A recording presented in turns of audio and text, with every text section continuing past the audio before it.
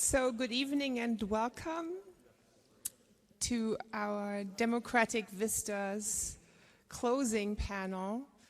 We've been celebrating 70 years of Carl-Schurz-Haus, 70 years, 7 decades of transatlantic understanding and conversation for the past 3 days. And today has been really the centerpiece for us with these wonderful guests that we were able to welcome. And it's wonderful that you are all here. And I think Dr. Tobias Endler has kind of the best job of the day and the most challenging one of trying to put all of this together in a closing panel. That's not going to be possible because it's been such a rich day of conversations. We've moved through the centuries, talked about the Civil War and what's going on in the present here and in the US. In these different talks, we visited different places, from the voting booth in Milwaukee, the battlegrounds in Ukraine, or also went to Tara, the fictitious plantation of Gone with the Wind, and met some interesting figures and characters. Many metaphorically interesting images arose for us when talking about democracy. I'll always remember Joshua Yaffa's The Wily Man, or also when he was asked about a question about history, just the shrug of, who said that history is improving? You know, whoever said that. Many symbolic moments. And also Mirrianne Mahn, who set everyone at the table, who gave everyone a seat at an imaginary table for everyone, and established that image of democracy where we can all find a seat at the table, have the cake, and also be part of making up the recipe of that cake that we all eat together. I also thought that was very memorable. I just want to really welcome Dr. Tobias Endler. He's been a friend of the Carl-Schurz-Haus for a long time, a great American Studies scholar who worked at the Heidelberg Center for American Studies for many years. He's been a guest with a number of his publications, and he has a book that just came out, Demokratie und Streit, a bit like the title of our current US ambassador, Disagreement and Democracy. Der Diskurs der Progressiven in den USA, Vorbild für Deutschland, Fragezeichen. And we've just established that he will come visit us with that book after this talk. He's taught in Heidelberg and at Yale University, and he works as a publicist, a speaker, moderator, and as a coach, and I'm really glad you're helping us put this together, and I want to welcome all of you again. Thank you for being here, spending the day with us, establishing Democratic Vistas. I don't think this will be the last time because it's just been awesome to talk to you. So welcome, take it away. So thanks very much, Friederike Schulte, for handing me the impossible task, as it was named, which is, setting the stakes very high. Thanks very much for the invitation. Thanks to everybody on this big panel. As you can see, it's a huge panel, and Sarah mentioned just how impossible it is to sum up a book of 1,000 pages like Gone with the Wind, and I think we'll try something equally impossible tonight and still make it happen. Welcome to all of you in this beautiful auditorium, to all those who join us online, and essentially all those who decide to spend a big part of their Saturday and Saturday evening on reflecting on democracy and the opportunities it offers and the challenges it presents. And certainly, like Joshua said, the threats that democracy is facing at the moment. This is the closing panel of an entire day of Democratic Vistas, and it's been fabulous. I think go check out the website of the Carl-Schurz-Haus. Again, I think there will be something in the aftermath for those who couldn't be with us all day. Thanks again to Friederike Schulte and the entire team at the Carl-Schurz-Haus for organizing this event, and thank you for the institution and 7 decades of such important work. I think the Carl-Schurz-Haus has an important stake in turning Freiburg into the special city that it is, a city where people like debating and like to think about politics and democracy. And I witnessed this firsthand when I arrived at the train station last night. I went for an espresso at the Cuckoo Bar, I think, inside the train station. and I ran into a group of people who were debating the ideas of David Hume. I mean, so you get David Hume at the cuckoo inside the train station in Freiburg on a Friday night, and I thought, you can't beat it. So, and this is coming from someone who has spent a lot of time at Heidelberg University, so it's a serious compliment, right? All of us up here on stage, we're going to try and be Democrats in the best sense of the word. They're like small d Democrats, and keep it nice and short and give everybody a chance to react to what the others have said and try and have some real democratic debate for the next 80 minutes or so and try and cover some ground. So, John Nichols, I threatened starting with you, and I'm just going to introduce you again quickly as we go along. I'm going to introduce the speakers for all those who haven't had a chance to join us during the day. So, John, you're the national correspondent for The Nation. You're based in Madison, as we've heard, and you're the host of the Next Left podcast as well. And you've written a number of books with beautiful titles that we've heard, like The Horsemen of the Trumpocalypse. So let's just hope we're spared a rerun of that movie. And The Fight for the Soul of the Democratic Party. In your impulse earlier on today, you mentioned two iconic figures, Carl-Schurz and Walt Whitman. And you made a strong point. I feel that we were well advised to go back in history, look at these iconic figures as reference points, maybe, also for the challenges that we're facing today.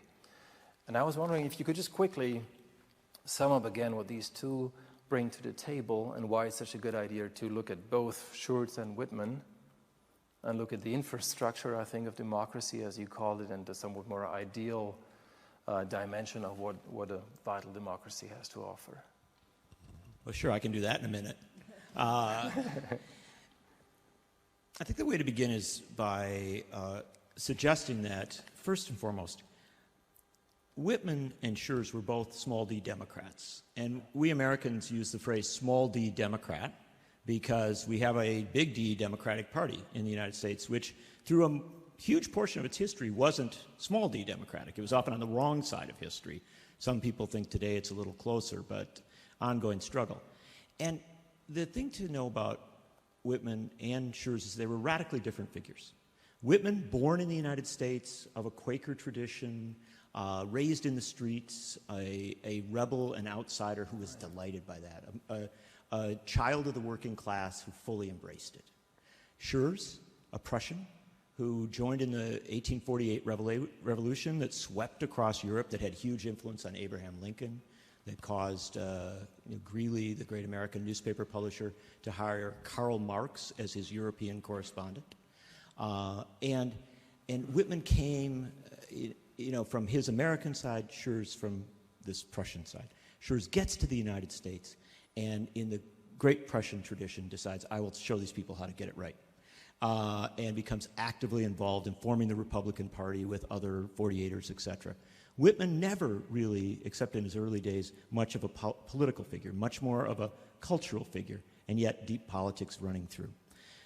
The juxtaposition I made earlier, and that speaks to what you're talking about, is that in the United States we always have the optimists, the hopeful folks, the people who believe, boy, it's a big continent, we'll just keep moving west. If we make a mistake here, we'll find someplace else, right? And then you have the skeptics, often immigrants, and often people who have been through bitter experience before, who say, no, you need to think a lot more about how to do this right. You need to think about the structures. And in the United States, where our structures were fundamentally flawed from the start, they were anti-democratic.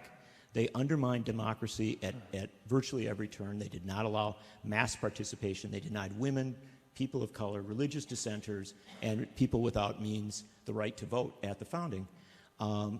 Both of these men arrive at a time where we're starting to expand democracy. Whitman essentially says, let's just keep the faith. Right. It's going to be great, right? Schurz says, I'm really worried that this thing could degenerate into something very ugly and very difficult. Fast forward to today, Sarah's remarks sum it up, right? Whitman's view won.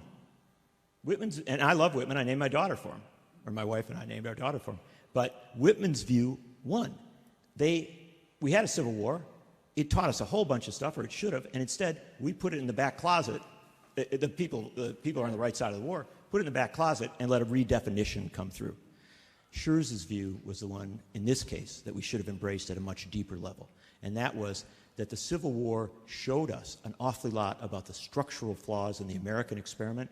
Those flaws are deep. We did not address them except by expanding voting rights. We were great at expanding voting rights for 100 years, but then we got to the point where we saw that the other flaws could literally, and I'll use an American word here, trump the progress.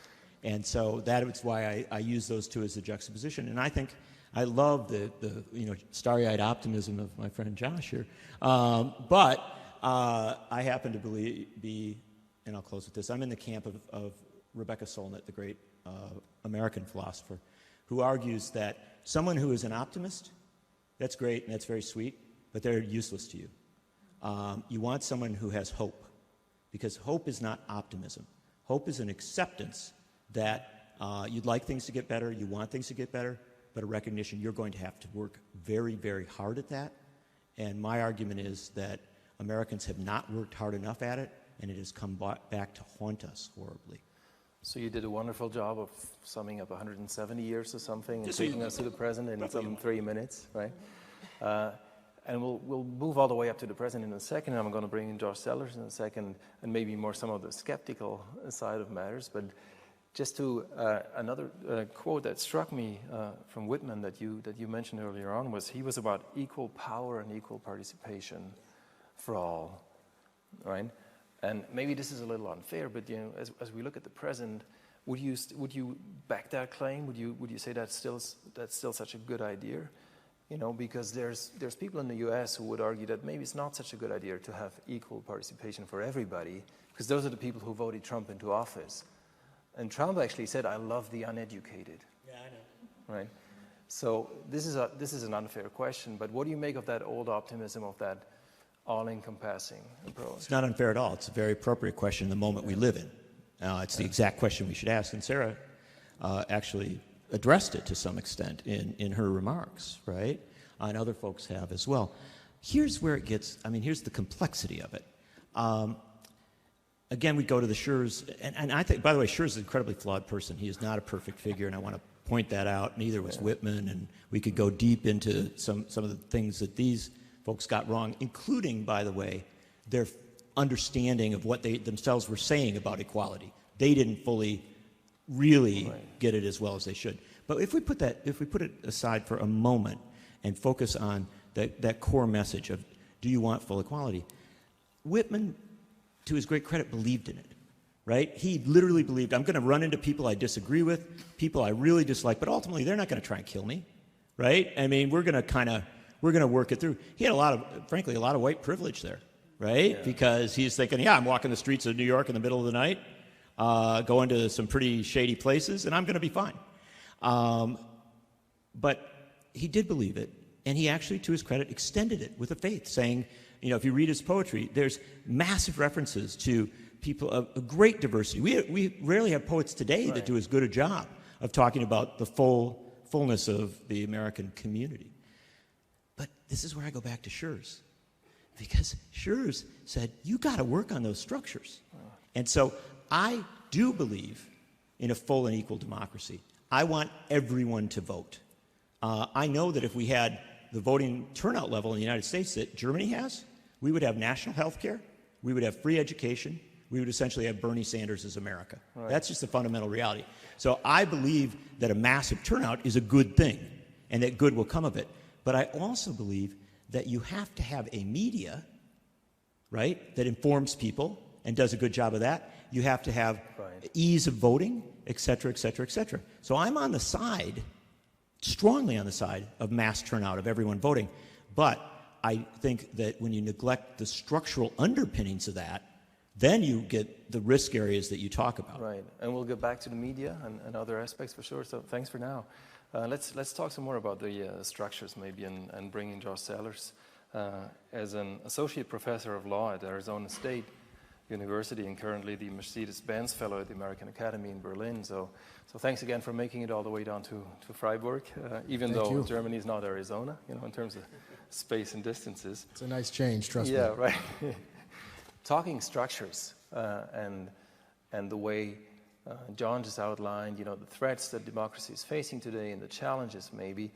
When I heard your talk, and you were talking, and rightly so, about the importance of law and the fixing it might need, would you go as far to say that it's actually not so much democracy that's under strain, but maybe liberalism and our idea of a liberal society, and the ideas that come along with it, like the rule of law, open, transparent, and fair elections, access to elections, and so on, whereas the idea of democracy is still out there, and there's people like Trump and Putin even who try to keep up the illusion of democracy and will have elections held and so on. So is liberalism and liberal society really the one that's under attack, or would you say, no, it's democracy these days, from the perspective of someone who studies the law? Well, I think both are under attack coming from different places. The question about, let's say, the liberal tradition is an interesting one, because we're seeing more and more arguments made by people, even in elite intellectual circles, right, that maybe the liberal tradition has sort of run its course and needs to be replaced with something else. So the names that always come to mind for me are Patrick Deneen at Notre Dame or Adrian Vermeule at Harvard Law School, who are writing about, a more traditionalist, family-oriented, Catholic/Christian set of values that they believe should expressly govern the country. Yeah. And there are traces of that as well in, I think, the Supreme Court in some of the opinions we've seen. Certainly Dobbs has it reads of that flavor, right, as this sort of traditionalist, religiously inflected jurisprudence. The same is true for the separation of church and state cases, the free exercise cases. So we're seeing, I think, some movement along those lines from different places. I think it's hard to say that there's a categorical concern for liberal democracy. I think liberal democracy still remains what most people want and are committed to, and we have such a commitment to rights in the United States. I mentioned, free speech and the right to bear arms in my talk. I mean, these are rights that people hold dear. I don't see them abandoning the notion that they should, have those rights. There is something positive about people invoking the Constitution in defense of what they want, right? That speaks to a commitment to a constitutional culture. Yeah. But I think that the democracy question is harder, and the structural points that John made are good ones. It's a complicated system, right? And it was designed to be complicated. It's designed to have checks and balances that were intended to keep tyranny, right, in check, and to keep that framers, notoriously didn't anticipate the role of political parties, so they didn't anticipate the way that parties would sort of co-opt the system in the way that they have. Right. And these structural challenges present a real dilemma for us. But I don't have a romantic view of democracy. I'm very much like a pluralist. Yeah, I can tell. And so, in case you were wondering. I'm very much committed to pluralism, though. And so I think there's no way to avoid contestation and differences of opinion. The question is setting up the system in a way to harness that and to try to promote, deliberation and compromise. And that's what the framers intended, but there's plenty to criticize there. So I feel like our work now is trying to correct some of those deficiencies, not to, change necessarily people's ideologies or views, but to, again, harness the conflict in a healthy way. And what's happened is the system is sort of crumbling such that the conflict is overriding the structural checks and safeguards, and in doing so, it's leading people to delegitimize the system entirely, and to, as we've discussed throughout the day, actually start to actively defend and promote the sort of minoritarian rule that we have. And that very much concerns me, is we're past pluralism and healthy contestation in a place now where one party firmly committed to minority rule and is defending that outspokenly. So that's what stands out to me. And you mentioned another striking example in gerrymandering, and you explained it, I think, beautifully, the way of drawing election districts by those in power so they ensure that they actually remain in power, to put it in very simple terms. And you mentioned a striking example, I think, of Wisconsin and Milwaukee, and what the Republican Party is after in these districts. But then, of course, as you know, there's striking examples on the Democrat Party side as well, like in Chicago, a city you know very well, and the so-called earmuff district. That's of such a strange shape that people couldn't really figure out what else it could be, and that's a district that Democrats have been in power, in charge of for years now. So I guess where I'm going is, do you feel that this is a problem between both parties in power, because they don't want to give away any of this power, just like they wouldn't let in the Green Party or any of the other parties that do exist in the United States, and between all those who are supposed to vote for these parties? Or would you sort of link this problem specifically with the Republican Party, for example? No, they've just been better at it. They invested more money in it going into 2010. They exceeded, beyond even their expectations, and they control more states, right? And part of just geographic sorting, where people live. We talked earlier about how each state has 2 senators. So I think, John may correct me on the numbers, I mean, I think, the Senate is split 50-50, 50 Democrats, 50 Republicans.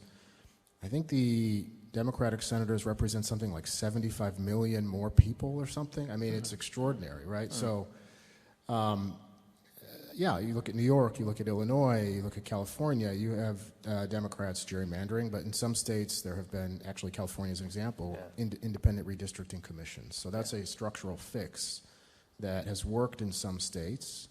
I would like to see more of that. Michigan actually did quite well this past cycle by using a commission, so the districts that came out were fair. And the commissions that retained partisans on them, unsurprisingly, performed less well. Right. And in Virginia, the whole process collapsed because they had a commission that left authority with politicians. So I don't think getting politicians out of the process, out of politics, and I don't think we need a technocratic, nonpartisan solution to everything. There is evidence that sometimes having partisans in the room is a good thing, because again, it's that healthy competition and pluralism I'm talking about. But redistricting has been shown to be a situation where a nonpartisan solution actually proves to be better. Absolutely, thanks. Yeah. So let me move on to Mirrianne. Mahn, let me move on to you. We started out with the struggle for democracy, maybe in idealist terms, and what Whitman had to offer. We moved on to some more structural issues, maybe with Carl-Schurz, and then all the way up to the present. And I think Josh just gave some striking examples, and I think you can well relate to the struggle for democracy in its various aspects. Also because you're a member of the Green Party, the Bündnis 90, die GRÜNEN, you're a city councilwoman and chairwoman of the Committee for Culture, Science and Sport in Frankfurt am Main. And it doesn't stop there. You're a diversity consultant, you're a political activist, so I take it you're familiar with the struggle for democracy on the ground, shall we say, and also the ideas behind it, obviously. So I would like to pose a very big question, possibly, but because this day has been about comparing the situation in the United States to that in Germany in a way, or this is something that was always in the background in a way.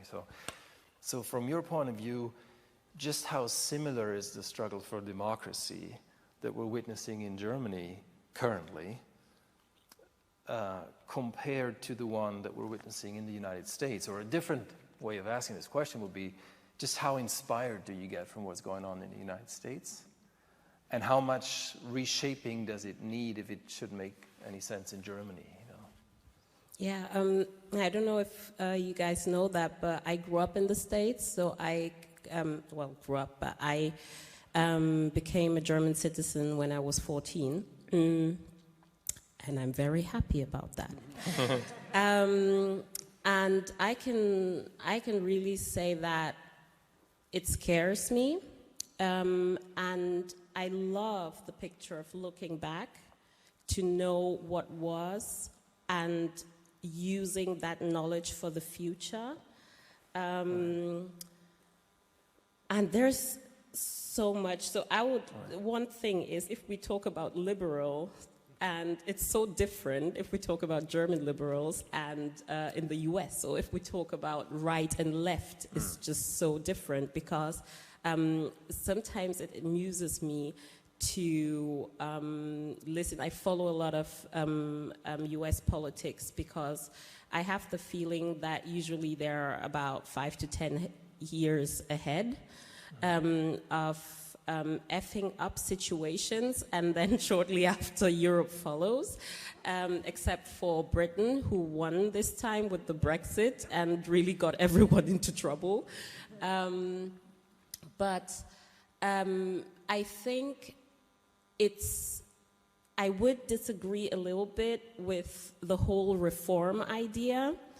I think we've reached a point where democracy is under threat so bad that reform isn't enough anymore, and we should be bold enough to define the things that don't work and then have the courage to put them in the bin, to dump them. Talking about Germany now?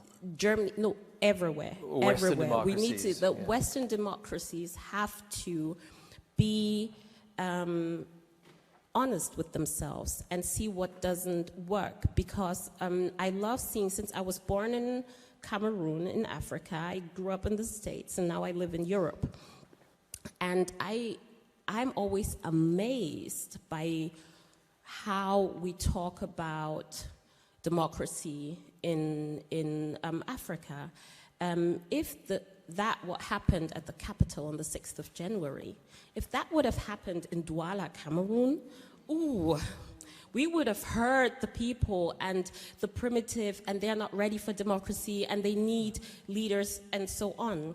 And then also seeing the Constitution of the United States that was trying to free people from the monarchy, then deciding to appoint judges for a lifetime, which is basically monarchy, because until you die. And I think that's a main problem in most of the Western governments, or all governments, but we're talking about the Western governments, is that even though democracy and politicians should rule for a time, we've all got so used to them just being there forever. And in Germany, we can look at Schäuble. I mean, come on, I don't want to be working with 80-something, but politicians can work until they're so old. And I think that's one of the things that we should definitely change. Like, you get 2 terms and then you're out no matter what you do. You can't go back into Congress. You can't do these things. And then maybe after a while you might be able to come back in, but you lose touch. And that's a crucial structural matter, I think, that you're introducing. That combines everyone. So that's what we have in common. Let me take you back to the word honest that you used before. You know, let's make ourselves honest. Let's look in the mirror in a way. And during your presentation today, I think that was, for me, that was in the air as well. You know, and I was struck that you chose the example of the right to abortion, for example. And we talked about this before. Something very essential, something very fundamental. That's maybe a part of improving democracy, as you put it. If we're honest about these matters, that will affect anybody and everybody, right? No matter what the color of their skin is, or what their religious beliefs are, or where they're born, or where they grew up. Is this a way forward for you, possibly, to tackle these issues, like the right to abortion, that will affect anybody and everybody in this room and in the whole country, instead of tackling, all these technical details that we also talked about, the right to smoke, in public places or something, or tax laws that most people don't get anyway, right? So is this your way forward and confront people with the most essential issues of life and the basic conditions of humanity, I think, as we put it this morning, to make them reflect on what democracy really means? You see where I'm going? Yes, definitely. And I like to use, well, I think like is not the right word, but I often use abortion because it's something that everyone has an idea of. And depending on the rooms I speak in, you see that people are more affected and less affected. And most Germans don't know that abortion is illegal in Germany. They just assume it will be fine. It's not. And you can see the same thing in the US. Even with all these restrictions coming up, it affects a certain group of people more than it does others. And that's with all laws and everything we do. And with abortions, you see it so clearly, because you can have a 12-year-old from Texas from a wealthy family, they will fly her wherever they need to. They will get her to Germany and she can get one for free, right? And then you have a single mom with maybe 3 kids. She's done. Her whole existence and the existence of her kids and for generations to come will be affected by a decision whether she is forced to carry a child to term or not. And I think that's huge if you let it sink in. Right. So we need to be honest about that capitalism is above everything, right? And the second part is the participation. So if, as you asked before, I agree with you. If we were honest and if we said truly everybody can participate, then our democracy would be strong enough to survive the Trump voters and to survive the others, because the scale would be balanced, because we have the other people that are affected by those issues being able to voice themselves as well. And I love that you always say free speech is something that's so clear, and that's a basic human right, or in the US, free speech is a very strong right. Germany also says that. Difference is, if we are honest, free speech isn't for everyone in the same way. Let's come to Germany, because we have politicians from AfD calling me the N-word openly on TV. And I sue, and many other people sue. And they say it's free speech. But when I, without insulting anybody, disturbed a ceremony last year, I got sued and I got convicted. So who is free speech for? And we cannot, just a second, we cannot overlook the bias that we have and the inequality with anything we do. So that's where we need to start. So honesty and a sense for human dignity, and not overlook the bias that we have. And I think these are the ideal keywords to move over to this side of the stage before these two think they won't have to perform at all. So Sarah, let me move on and take these words of honesty because I think it's the ideal context, and it sort of squares well with what you just brought up in your talk, and the idea of the myth in the United States, a certain myth and a story that the nation is telling itself through Gone with the Wind, for example, and through the power of literature, culture, and the arts. And there's two sides to this, as you pointed out. But making ourselves honest and doing so would require some very strong reconsideration. And you use some very strong words. You say it's about the lies that America tells. And maybe I read this into it, but it sounded like the lies America tells itself also, right, to a strong degree. So maybe you could elaborate on that part once again to start us off. What's the lies? Who is America telling these lies to itself? And why are we so prone to believe these lies, even as a modern Western democracy? And Mirrianne just named some, I think, striking examples. Yeah, thanks very much. And I also, I should have said earlier, I want to apologize to all of my co-panelists for missing your talks. I couldn't physically get here in time, but I'm sorry. They all sound, well, I haven't heard yours yet, but everything sounds fascinating, and I'm wishing even more that I had heard them. It's funny that you say that about the subtitle. A lot of people say that they finish the sentence and say the lies America tells itself. Oh, they do? And they kind of automatically put the itself in there. I removed the itself because I wanted it to be the lies America tells everyone. So itself is included in there. Certainly it is telling itself those lies, but it is telling the lies to everyone. It's telling the lies to the world about who it is and lying to itself in the process about who it is. I think, you say lies is a strong word, but there is a difference between fiction and lies. There has to be. We have to understand what that is.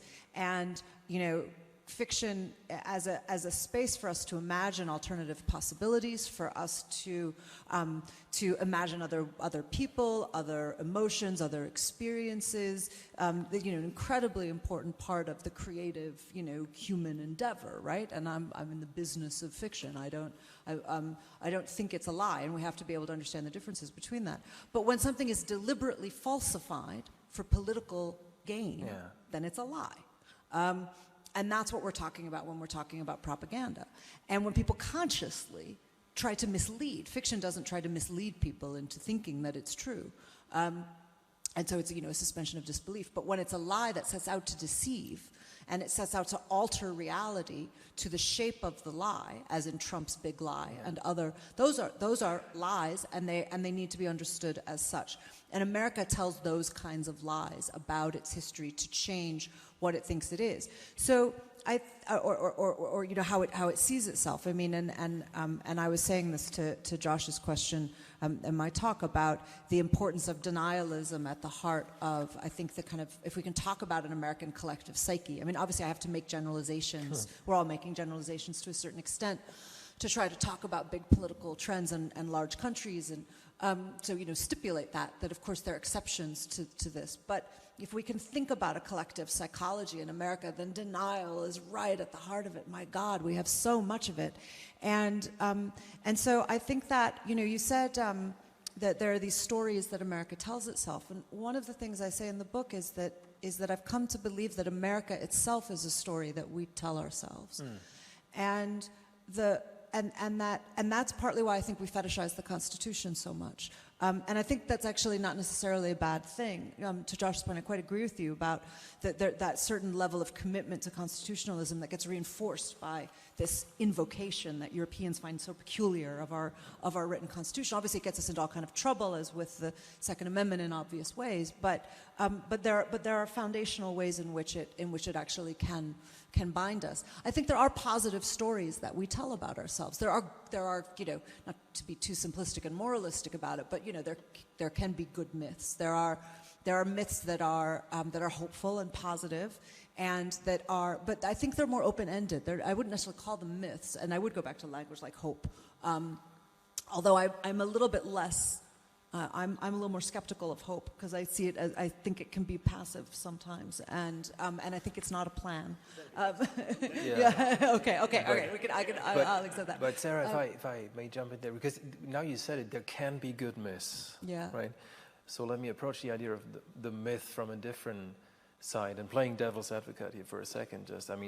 Some people would argue that it's myths and narratives that still hold the American nation together, in a sense, like Michael Walter and people who did this in the late 80s and 90s, and they said, what does it mean to be an American? There has to be Benedict Anderson and imagined communities, and these arguments, because as a matter of fact, most of us will never meet not 1% of the people that we share a nation or country with in person. It's just impossible, and there's always going to be 300 million people that we'll never get to talk to, right? So something is holding the nation together, but if I understand you correctly, there's a downside to these myths, and they can be dividing to a big degree, right? I think that's right, and I think it's about falling into the self-gratifying versions of things, right? It's about the laziness of that and the complacency of it, the feeling that that we'd won everything, that we'd gotten it right, that we had the moral high ground and all of the moral victories, and as I say, that's very much part of the American North as well as the South, right? We're talking about the United States collectively here, and so this sense that democracy had been achieved. And I know I felt that way. I mean, I'm very much, including myself in this. And that I thought it was all kind of fine, and we kind of cracked it. And there were problems, but we were going to keep, working to ameliorate those problems. But basically, democracy was there in America. You could count on it. And that complacency is precisely what has been our downfall, I believe. Right. And not understanding. And I think, particularly my generation, Gen X, I'm squarely in Gen X. And I think that and again, I'm making huge generalizations, but I get to speak for my generation. Why not? They can't stop me. But I think that a lot of us, anyway, certainly people I know, weren't as active in the political process as we should have been, and we did take for granted that other people would keep democracy, alive and moving. I think that if I can come back to one point though, because I think it's really important about the threats to liberal democracy in America right now. I agree it's certainly on both sides, and both sides are clinging on to power, and We have the problem that Mariana pointed out in Germany is, of course, very much a problem in the U.S. as well with the old guard, the problem of gerontocracy in the Democratic Party in particular, but also in the Republican Party, that inability to, that unwillingness to hand over power to create a line of succession, I think is a huge problem across the board. But specifically, where there is a difference, I believe, that we have not yet articulated on this panel at least, is the way the modern GOP, as part of its minoritarian project, has declared an existential war on the Democratic Party. They do not accept our legitimacy as, like, the idea of a loyal opposition has fallen by the wayside.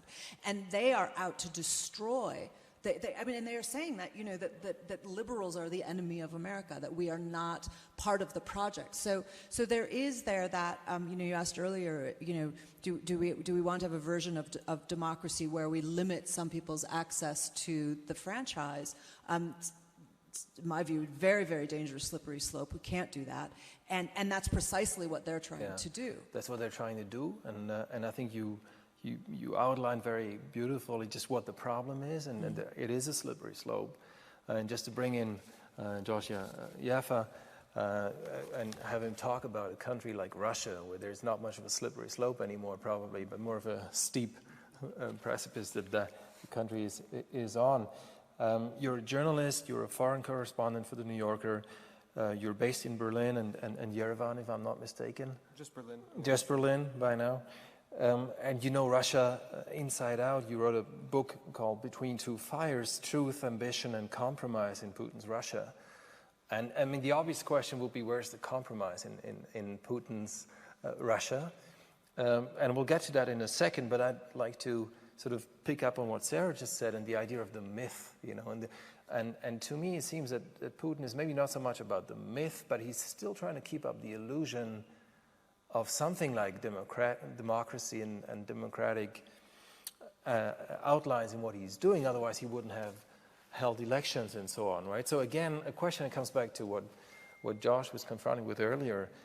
What's the problem here? Is Putin after the idea of a liberal democracy, really?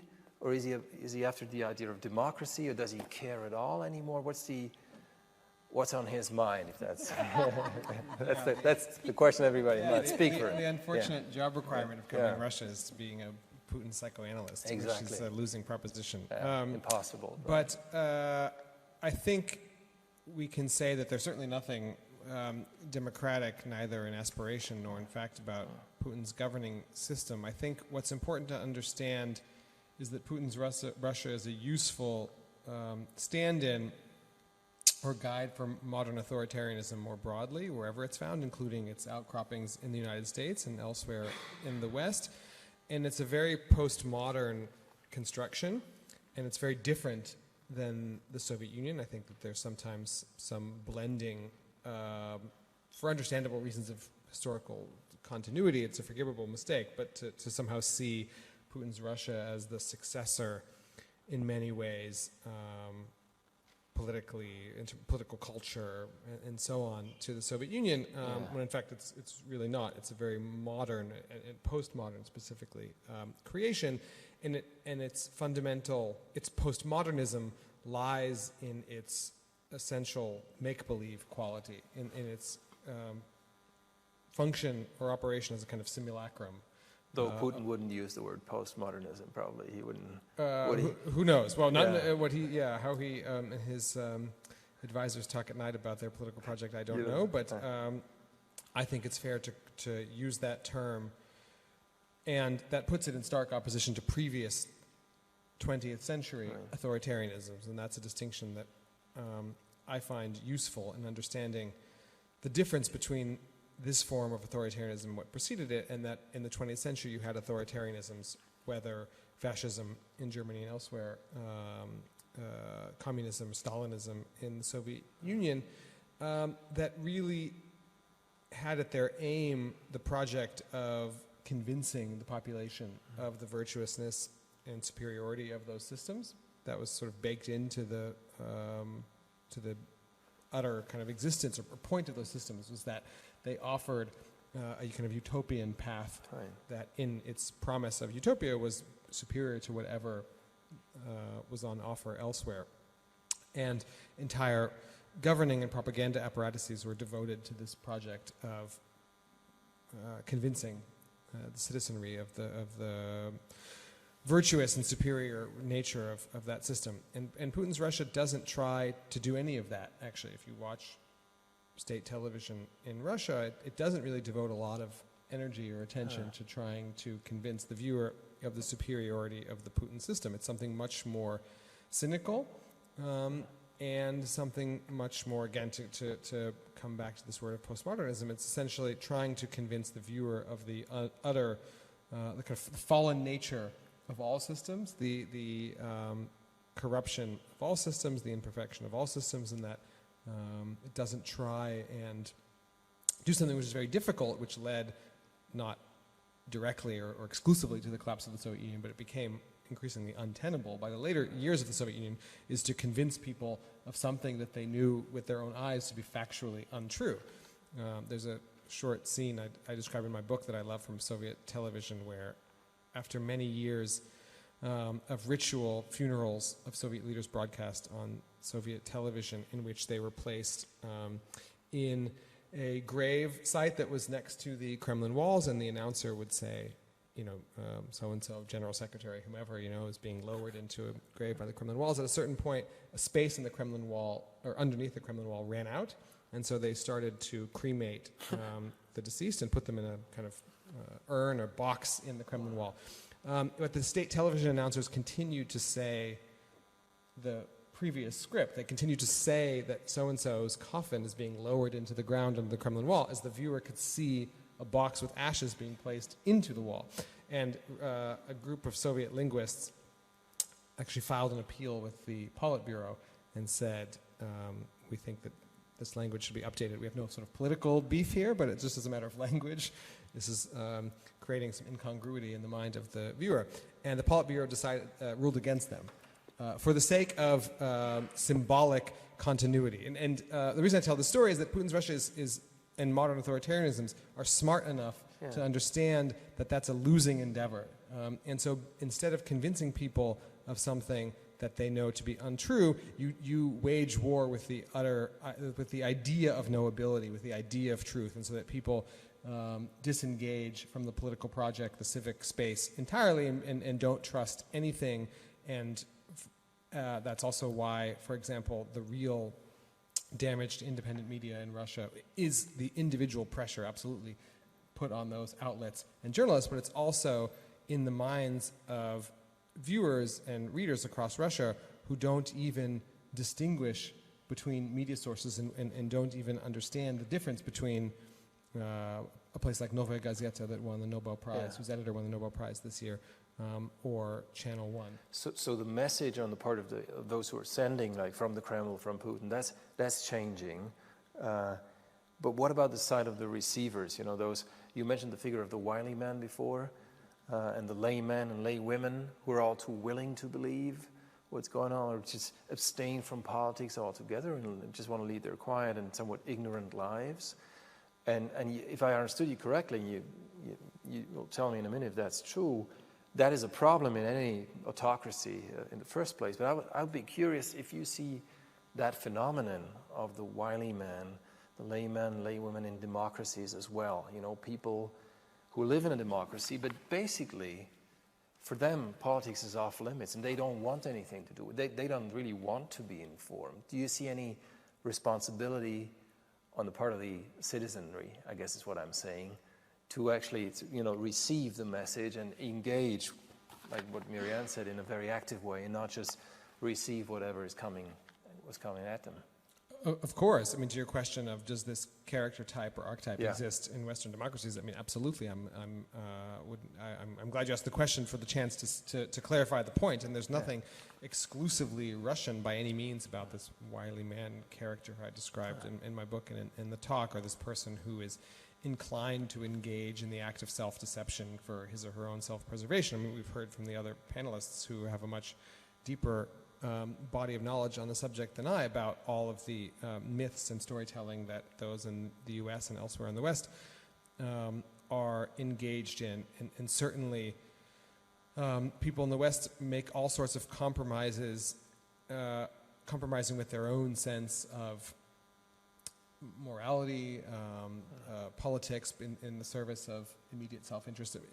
The book that I wrote about this phenomenon in Russia came out in January 2020 in the middle of Trump's first impeachment trial, and it was remarkable to see this same kind of wiliness in action in the American context, which you had people in the entire Trump presidency. I mean, it's now a cliche to talk about, but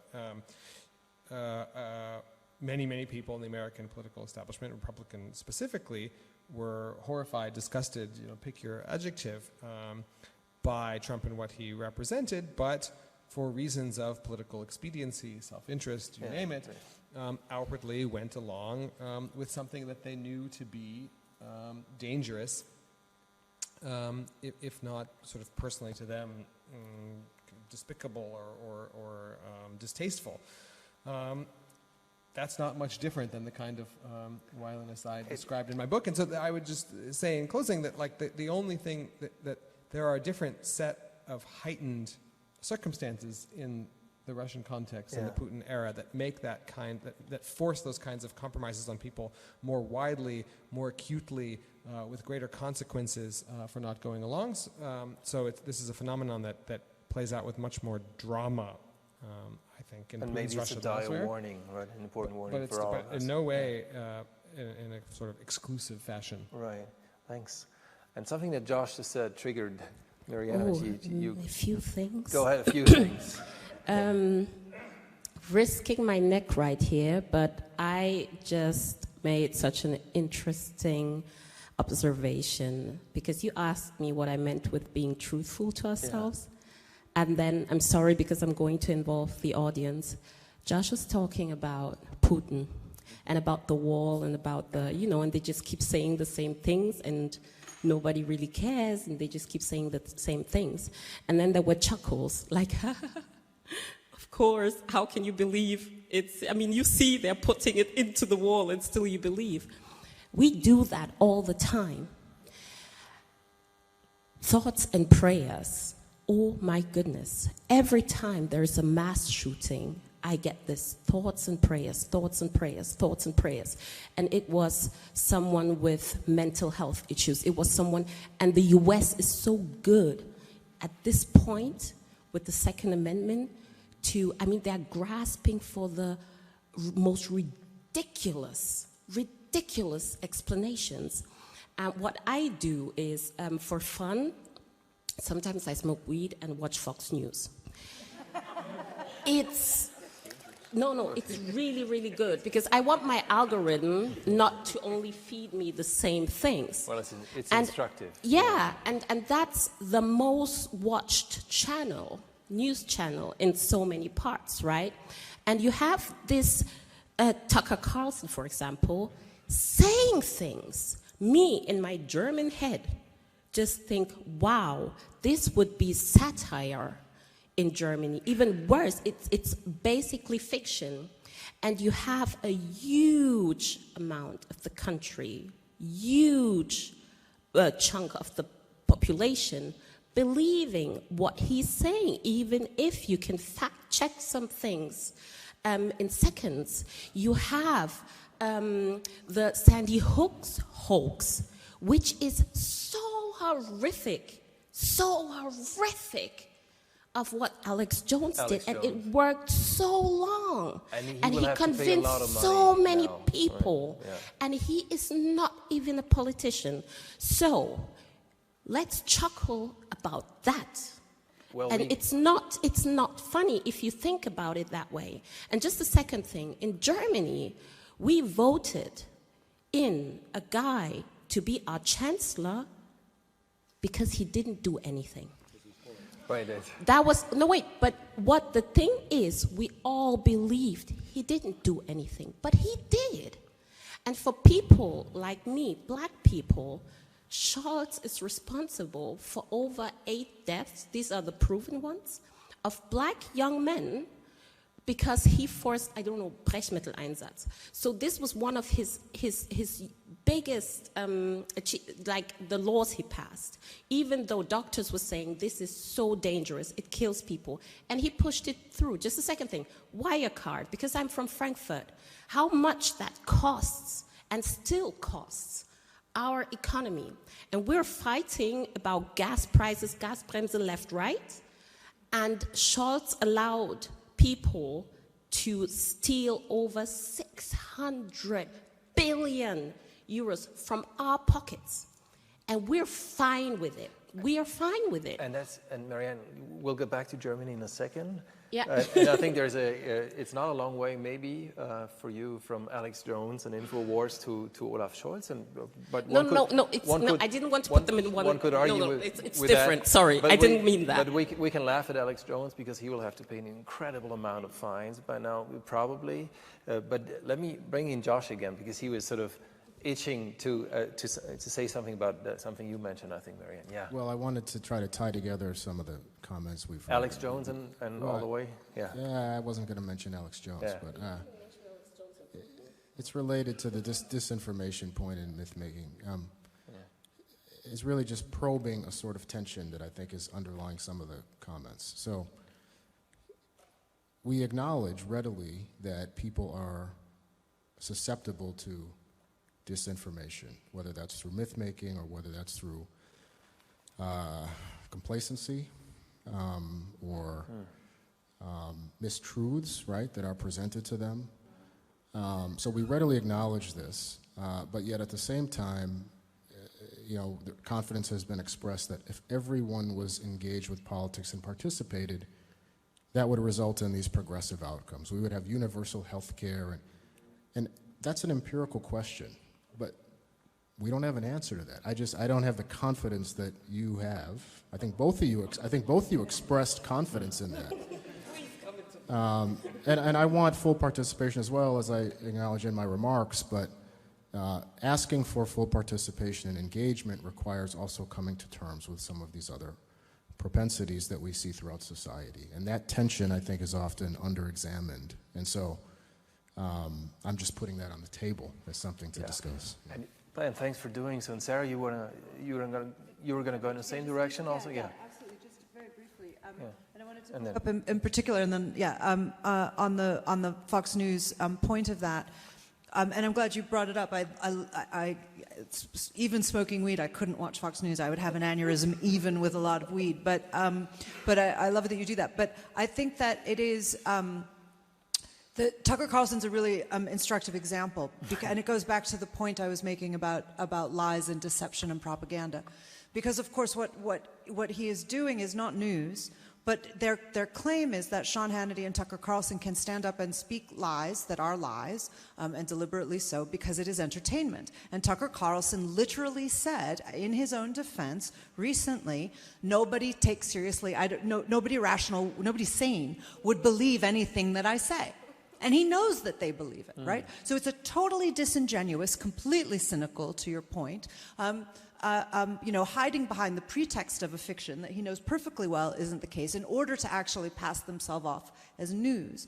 And one of the ways that I've been trying to frame this problem that we found ourselves in the West, and again, as somebody who lives in Britain, I see it certainly happening in Britain, is the difference between good faith and bad faith. Is that yes, we have differences of opinion, and we always will. And yes, there are these propensities that we're going to always have to deal with as a society and as a collective. And we're never going to agree about everything. We've got to create structures that enable that to be a positive tension, as you say. But I don't think it's naive or nostalgic to say that there was a point at which we had a more good faith engagement with our political system.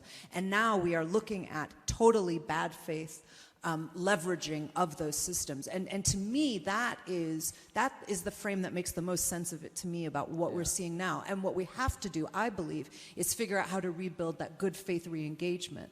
And that media is absolutely central to that for the reasons that we're saying. And if we can do that, then yes, human error will continue, and disagreement will continue, and conflict and violence, and people will still keep doing terrible things to each other, because human beings are often garbage, right? And we have to create political systems that recognize that. But But we can do that in a good faith way, and right now it seems to me that, and as I say, I find Fox News is a really instructive example, and Putin is a perfect, totally bad faith actor. And if that's all right, Joshua was going to say something right away, and then John, is that all right? And I was going to say, you're doing a terrific job of sharing 2 microphones among 5 bright minds, and that's beautiful so far. So, I just Josh just quickly, and then John. Yeah, I wanted to introduce the idea, hopefully a helpful one, of a distinction as I see it, in that Putin's Russia can be and is an instructive model for understanding the slippery slope toward authoritarianism, including as those processes play out in the West. But I think there's a key difference in what we're talking about here, and it gets back to a bit what I talked about in my talk this afternoon, which is the difference between a kind of mobilized and non-mobilized, demobilized society. And that ultimately the purpose of Putin-era propaganda writ large is to keep people disengaged, cynical, apathetic, outside of the political process. People should be on their couches, completely ceding the political sphere to a small class of the ruling elite who takes care of everything, pays their small pensions, and you just stay out of this. The adults sort of are managing this. And people, that's a learned apathy that people have become quite habituated to. Whereas the Tucker Carlsons of the world are engaged in a mobilization project. It is agitation. It is to try and get people angry, engaged, participatory. People should show up at city council meetings. They should show up at school board meetings. They should interrupt the political process. They should be very, they should open carry wherever they can, right? The people should be really engaged. I don't know, I hesitate to put a qualitative assessment on it as to which model is better or worse. That's maybe a meaningless way of thinking about it, but it is a difference that I think is important, and maybe, though, at risk of being wrong, or I could be convinced otherwise pretty easily, I think that could be, in a way, the saving grace of the American political project, maybe the Western one more broadly, is that Americans tend to, gross oversimplification, but tend to have a inherent understanding of themselves as participants in the political system. I mean, that participation can turn ugly, certainly, but this idea of thinking of politicians as, I'm your boss, right? I pay your salary, and demanding accountability. Again, that can lead to dark manifestations, but I also, having spent the better part of 10 years in Russia, nonetheless look at that mentality with some hope, and think that there is both a danger, but ultimately the possibility of a kind of salvation in that approach. And there is some hope, Josh. Thanks for that, and thanks for your patience. John, you were going to go in the same direction? No, I'm going in almost the exact opposite direction. Let's see and I love the optimism and the generosity of everybody in the panel, but and I may be the most optimistic, but boy, not about this stuff. And somebody's written 6 books about American media. I can tell you our media is a disaster. And I almost never mention Fox News, almost never mention right-wing talk radio. If that was my problem, I'd be fine, right? I could live with that problem. My problem is our overall media system in the United States does more to perpetuate the myths and the lies than I think some of the people even involved in the right-wing mobilization process. Let me give you the simplest example. Our political process is in crisis today. We are in a nightmare scenario. It is unrealistic to say anything else. The fact is, we in America, we now talk about the possibility of a second civil war. We now talk about the possibility of fascism rising in our country. We have United States senators like Ted Cruz cheering on Maloney. I mean, the fact is, we're in a very bad place. And you say, well, how did we get to such a bad place? How did Donald Trump become president of the United States? Was that because Fox News came along, or Murdoch, or something like that? I mean, that's just ridiculously unrealistic. The fact of the matter is that our major media in the United States, and I'll bring it up very to the present, right, or very close to the present. Our major media in the United States in the 1990s cheered on a neoliberal project that literally put us in trade deals that closed 60,000 American factories. 60,000 American factories were closed as part of a neoliberal project that said we're going to have NAFTA, we're going to have free trade, we're going to do all these things. pushed by Democrats and Republicans, cheered on by our media to such an extent that those who questioned the project were treated as lunatics, right? You're crazy. What do you mean? Of course we're going to do this. Well, it was disastrous. And everyone in America saw it, right? But the media would never say it. Right. And so as a result, we had this sort of radical dysfunction in our politics. And then that never came fully to a head. Where it came fully to a head was in 2008 when Dick Cheney and George W. Bush, building on policies established by Bill Clinton, a Democratic president, crashed the global economy, right? Not personally, but took us to a crash of the global economy. And then our political class and our media class said, wow, we're headed into a terrible recession. We're headed into some really rough economic times. People are going to lose their homes, and primarily poor and working class people, and disproportionately black people who had always been left out of and cheated by the system. That's what's going to happen, so we better bail out the bankers. And well, let me just finish the thought here, because this is the bottom line. Our media and our political class cheered on bailing out the bankers and leaving the great mass of Americans screwed.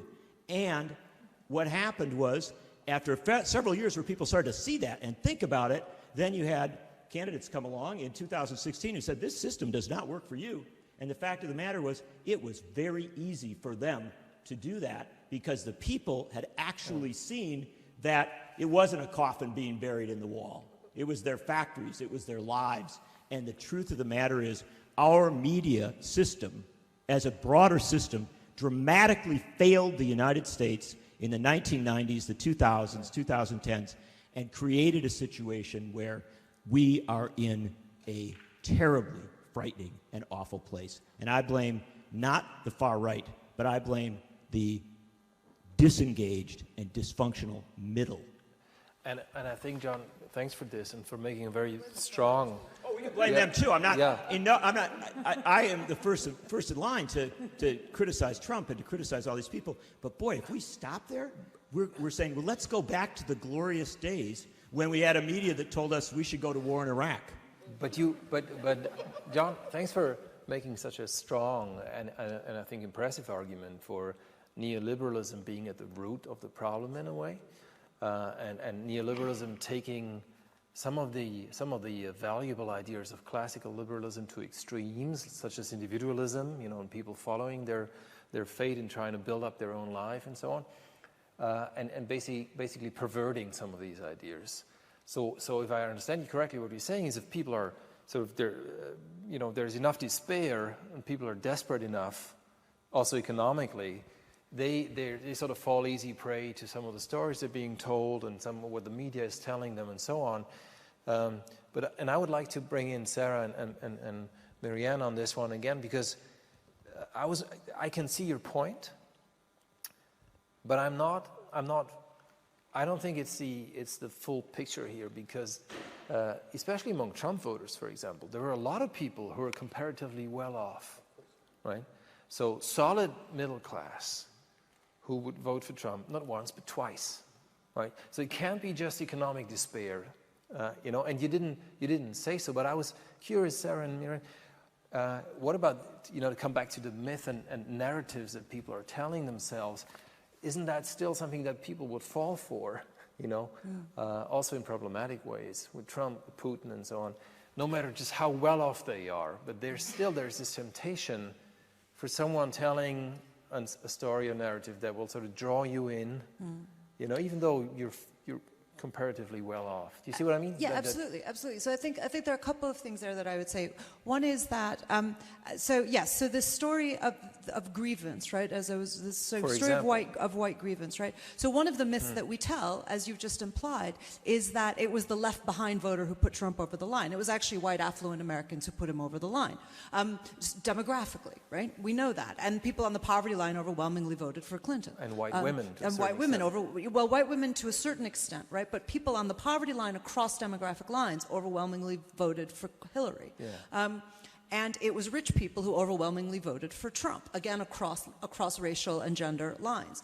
And they may not feel rich. That's the part of the problem is they may not perceive themselves that way. So there's that first. There is the actual issue, and to the point about neoliberalism, of the rising cost of living. So the markers of the poverty line are things like, what's their income, but what they can buy with their income. They still can't send their kids to university. They don't have health care. They can't. So the lifestyle that they can afford is, it feels like the American dream is, kind of crashing around them, right? So there's that.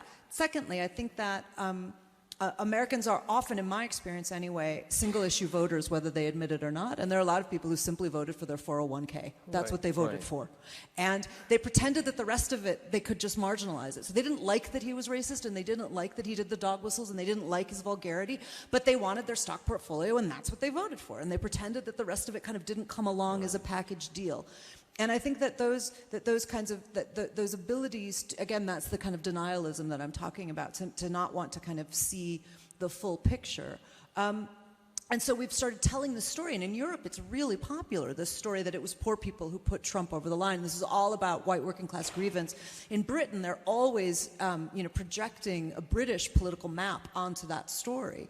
And you have to keep coming in and saying, but actually, that's not really what happened here.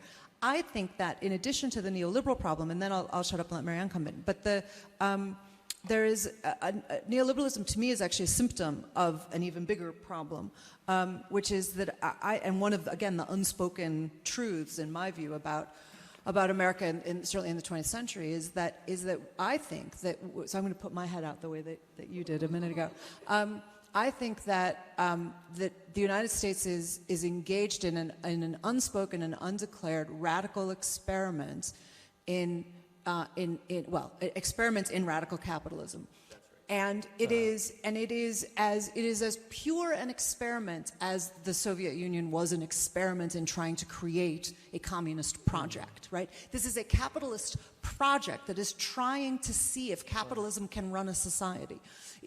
But nobody admits that that's what it's doing. And in my view, it's catastrophic, right? It is catastrophically not working. But I was saying before my talk earlier, someone was asking me if the American dream still has any purchase in the cultural discourse. Do people still talk about it or care about it? And they do, but it's changing. It's always changed. It iterates. And there are polls lately. They've just been doing them this year.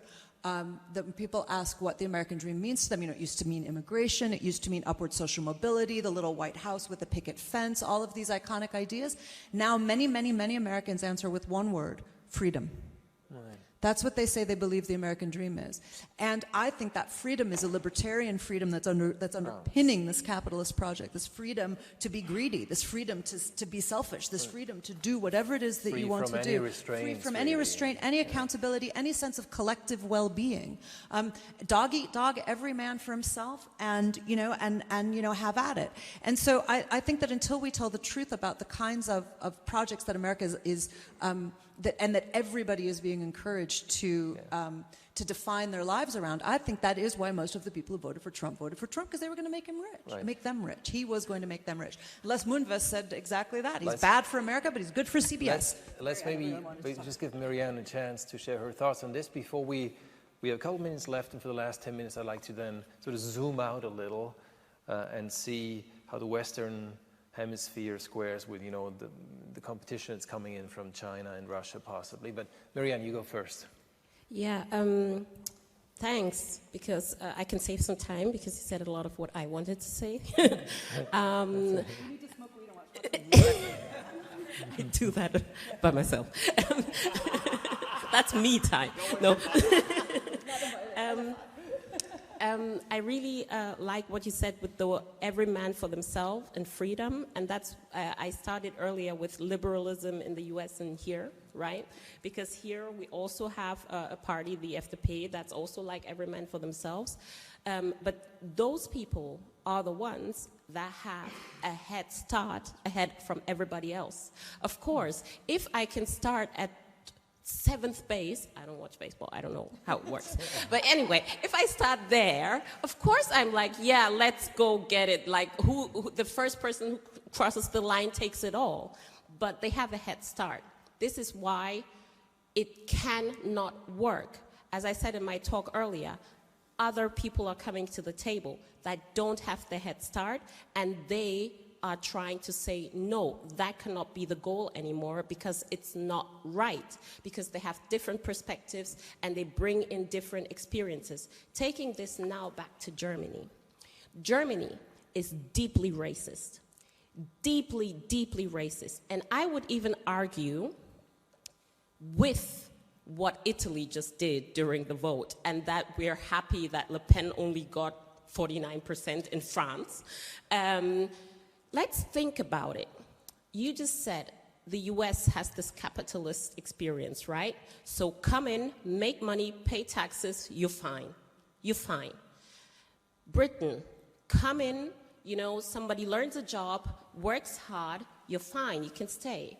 Germany is one of the only countries in Europe that says, okay, you can come in and the engineer teaches you, puts money into you, the community puts money into you, the state puts money into you, and we will still push you out of the country, right?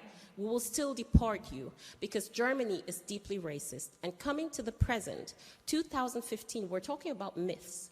2015, there was the myth of the refugee crisis, right? And that myth carried so good, it gave AfD record numbers.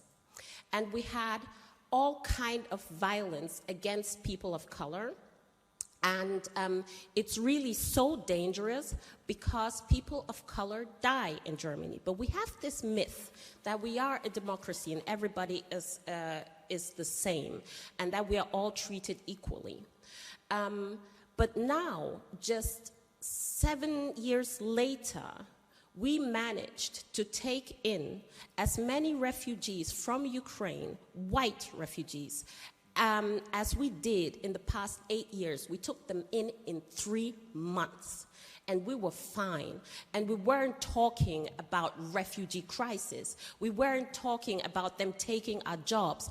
We had a whole different narrative. Oh, they're fighting for their country. Oh, they all want to go back, everything. But now, it costs us. Winter's coming. It costs us.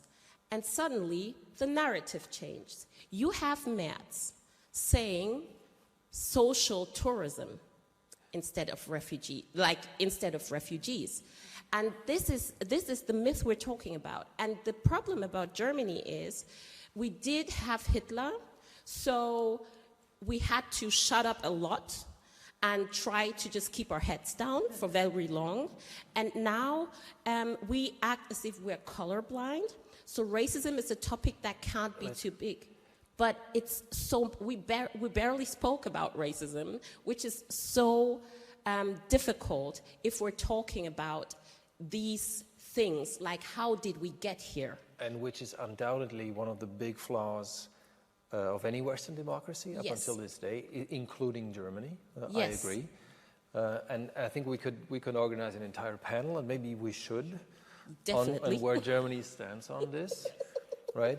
And one could make the argument, I wouldn't necessarily agree that all of, for example, Eastern Germany didn't have a problem at all with the influx from, of refugees from Ukraine and so we could debate that as well. But I think there's lots of room for debate, and there should even be a separate panel, I think, on that issue. Definitely. What I'm trying to do, Mirrianne, is for the last, because we're running. But that's just so important, because this is a point that always comes too short. And it's too short now, but maybe a good compromise will be to start one sentence. But one sentence. Just one sentence. One. Germany has to deal with their colonial past before we can move forward anyway into a real democracy. And since we're not doing that, we can't move forward. Thank you. That was the one sentence. And I agree. And I agree. Good point. And just to maybe wrap this up for, running out of time, there's some striking problems that were just mentioned, no doubt, and maybe one of the biggest the nation is facing. Is it too cynical to say that the way things evolve in Russia and what we see happening and an autocracy forcing a sovereign nation into submission if they had their will, is this what it takes for a Western democracy such as Germany to start reflecting on our own values, that you rightly pointed out, on how we defend these values against attacks from the outside? Is this something that it takes for us to get going, really? From a US perspective, how would you look at Germany, as a Western democracy facing what's going on in Russia and Ukraine? Do you get the feeling that this is something that makes us sort of, get up from our chairs and actually get moving? Not really. Not really. I don't want to pretend to be an expert in German politics, so we'll try to answer the question without completely putting my foot in it. But neither in the US nor in Europe do I get the sense that the war in Ukraine is producing some deep, particular soul-searching about the values of democracy and the virtue and cost that societies are willing to bear to uphold them. And I completely agree with Mirrianne's point that in the German example, but across Europe, there's an undeniable element of racism in terms of how Ukrainian refugees, who I'm glad are being welcomed in Europe. My point is not that Ukrainian refugees should also be denied access to safe refuge in Europe, but it's certainly on the contrary. You can't help but notice how other communities who were in need of the same refuge were treated before. Also, interestingly, we didn't touch on, but European policies towards Russians, towards those looking to leave Russia. And there's also very mixed attitudes about what we expect of Russians. And that also gets into, you can make some interesting comparisons. There are a number of European countries that have closed their border to Russian travelers, aren't issuing Russians new visas. This argument that you should stay and fight for your freedom in Russia rather than just flee to Europe and enjoy our benefits. But then that also is a strange argument because no one was telling Syrians, like, you need to stay in Syria and fight Assad, or you can't just come to Europe and enjoy. I mean, not as many Syrians as perhaps was necessary managed to come to Europe anyway, but in any case, no one was making the argument that they should risk their lives and fight Assad rather than come to Europe, which is an argument that I do understand being made in regard to Russians, but still, there are all sorts of these incongruities, I guess is all I mean to say, in terms of how Europe has responded to various crises, and I don't get the sense that there is a kind of coherent, that's leading to soul-searching or debates that's going to produce like a coherent understanding of what Europe's responsibilities are. It strikes me as ad hoc, impulsive, responsive to the politics of the day, and I'm not particularly hopeful. In this sense, I'm not particularly optimistic that even the war in Ukraine, a country sort of fighting for European values. I mean, Ukraine, as Ukrainians like to say, Ukraine is the only country where in the modern era people died holding EU flags in their hands. That has not happened anywhere inside the EU, but it happened in Ukraine. But I don't get the sense that that is leading to a larger discussion about what is the European project and how it should be defended. Takes a lot more soul-searching, like you said, soul-searching, reflection, looking in the mirror, and I think we all agree that democracy is a work in progress in every respect. And it needs debating, so all the more I think we're all grateful for a day like this of debates, of asking questions. Thanks to all of you for thinking along, for spending your Saturday thinking about these fundamental issues. Thanks to all of you for a great panel and 5 bright minds sharing peacefully 2 microphones, which is rather unusual. Appreciate it. Thanks very much. Thank you very much. Thank you.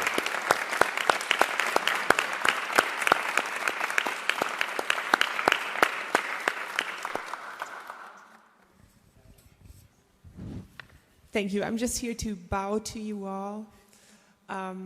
Joshua Sellers, Mirrianne Mahn, John Nichols, Sarah Churchwell, Joshua Yaffa, and you bringing it all home, Tobias Endler.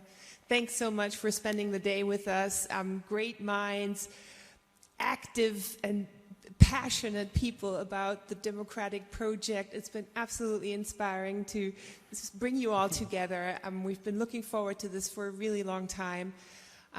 After Democratic Vistas is before Democratic Vistas. Now that we've got this beautiful logo, we'll just continue on, I think, and think about how to continue. But after this panel about democratic vistas, we all deserve a democratic brew. As some of you know, we've brewed our own beer. It's a California Common that Jarell Rushkittel, a friend of the Carl-Schurz-Haus, has brewed for us. So we'll invite you out for some nice jazz music by John Shoes, something to eat, and some beer and wine. So thank you for being here, and thank you all. Thank you.